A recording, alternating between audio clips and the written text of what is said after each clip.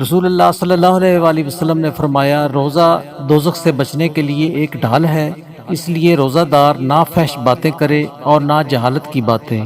اور اگر کوئی شخص اس سے لڑے یا اسے گالی دے تو اس کا جواب صرف یہ ہونا چاہیے کہ میں روزہ دار ہوں، یہ الفاظ 2 مرتبہ کہہ دے۔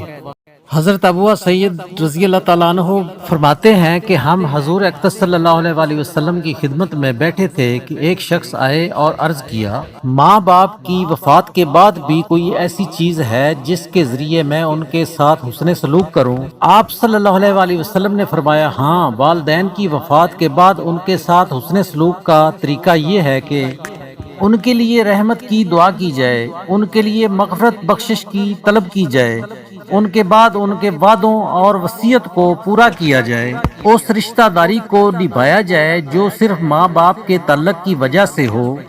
ان کے دوستوں کی عزت و تکریم کی جائے۔ ام المومنین حضرت عائشہ رضی اللہ تعالیٰ عنہ سے روایت ہے کہ بلال رضی اللہ تعالیٰ عنہ رات کو سحری سے قبل اذان دے دیا کرتے تھے،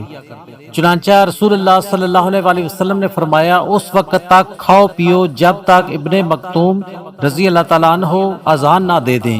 اس لیے ابن مکتوم رضی اللہ تعالیٰ عنہ اس وقت تک اذان نہیں دیتے جب تک فجر نہ ہو جائے۔